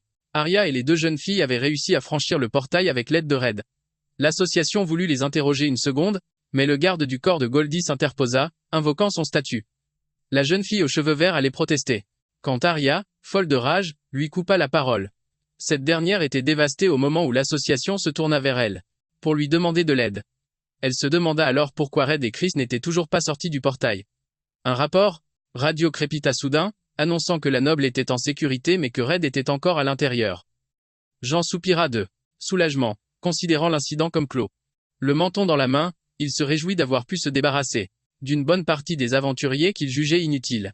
L'infirmière informa le médecin que le décès des autres corps remontait après d'une Temiosev. Jean songea à l'enquête du siège, se disant qu'il n'aurait aucun souci grâce à Lucas. Pendant ce temps, à l'intérieur du portail, gisait le corps de Chris, sa tête séparée de ses épaules. Red fixait la personne en face de lui, la main levée. Une fenêtre système apparut devant Brush alors que le cadavre de Chris touchait le sol.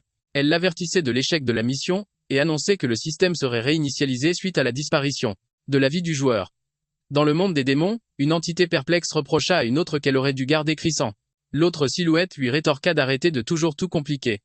Leurs chamailleries, chaotiques se poursuivirent, débattant de qui allait bien pouvoir investir le corps de Chris pour un instant.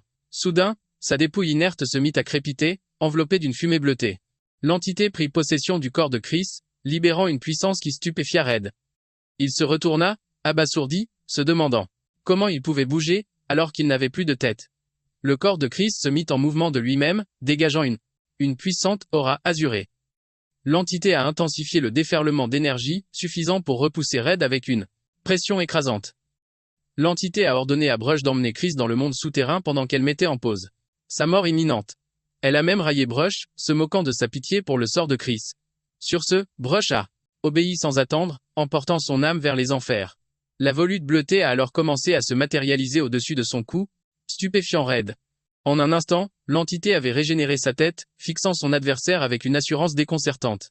Dans le royaume des morts, l'âme de Chris fut temporairement scellée pour déjouer la mort définitive. Brush se remémorait la manière dont il manifestait des sursauts de volonté inattendus aux instants cruciaux, entre la vie et le trépas. En l'observant, elle songeait que ces contradictions ne s'arrêtaient pas là. Il n'avait jamais laissé paraître la moindre émotion à la mort de ses amis, mais s'emportait pour de parfaits inconnus. Elle se demandait alors quelle facette de lui était la véritable.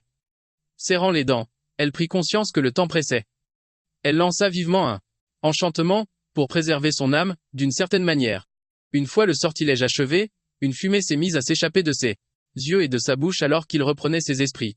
Il demanda aussitôt où il se trouvait, ce à quoi Brush a répondu qu'un événement majeur venait de se produire. Chris savait que Red n'était venu que pour l'abattre, affirmant il rappelait parfaitement de la scène. En le fixant, Brush ressentit de nouveau ce sentiment paradoxal. Après avoir paru abattu un instant plus tôt, son humeur s'était soudainement éclaircie. Chris expliqua ensuite que Red n'était qu'un simple pion, envoyé pour l'éliminer. Il était certain que le commanditaire derrière tout ça devait avoir une excellente raison de déployer de tels moyens juste pour l'anéantir. Il demanda alors ce qu'il devait faire et s'il pouvait encore faire marche arrière. Mais avant qu'il ne puisse poser d'autres questions, Brush l'incita à s'occuper d'abord de sa tête. Elle lui expliqua qu'il avait déjoué les règles du système lors de sa mort inattendue la fois précédente.